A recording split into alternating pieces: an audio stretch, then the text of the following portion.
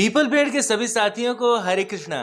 दोस्तों, आपके लिए हम जन्माष्टमी के शुभ अवसर पर कृष्ण की लीलाओं से जुड़ी कथाएं लेकर के आए हैं। अब तक हमने इस सीरीज में आपको 2 कथाएं सुनाई। पिछली कथा में हमने श्री कृष्ण के जन्म के बारे में चर्चा की और उस कथा की हर एक बारीकी को आपके सामने पेश किया। अब कृष्ण की लीलाओं को देखते हुए आगे बढ़ने का समय है। तो आज सुनेंगे हम कालिया नाग की कथा।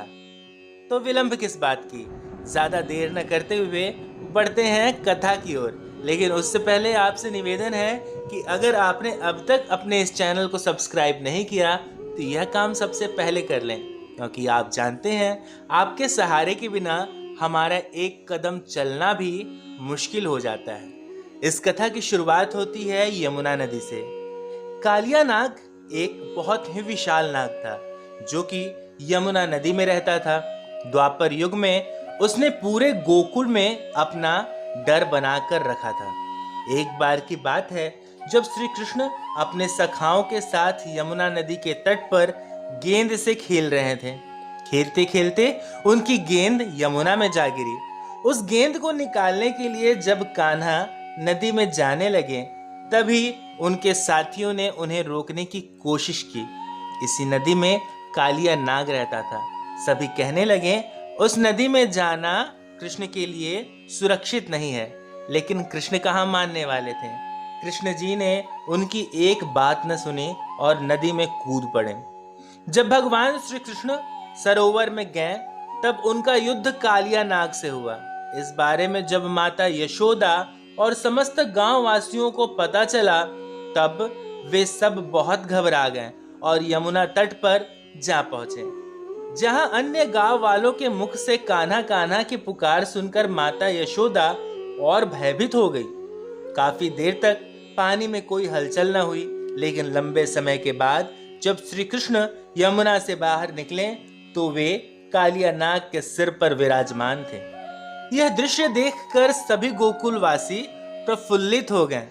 पौराणिक कथाओं की माने तो युद्ध के बाद कालिया नाग ने कृष्ण से माफी मांगी। कान्हा ने कालिया नाग को माफ कर दिया, परंतु उसे यमुना नदी छोड़कर दूर चले जाने के लिए कहा और चेतावनी दी कि अगर तुमने पीछे मुड़कर देखा तो तुम पत्थर के हो जाओगे। अन्य कुछ कथाओं में ऐसा वर्णन किया गया है कि जैसे ही नाग वृंदावन से 6 किलोमीटर दूर जैत गांव के पास पहुंचा, उसने पीछे मुड़कर देखा तो कालिया नाग वहीं पत्थर का हो गया। भगवान कृष्ण की चेतावनी देने के बावजूद भी कालिया नाग ने पीछे मुड़कर देखा था, इसीलिए वह पत्थर का हो गया। दोस्तों, कई अन्य कथाओं में यह जिक्र है कि श्री कृष्ण ने कालिया नाग का वध कर दिया था और यह वध यमुना के पानी में ही किया था। तभी से यमुना का पानी काला हो गया।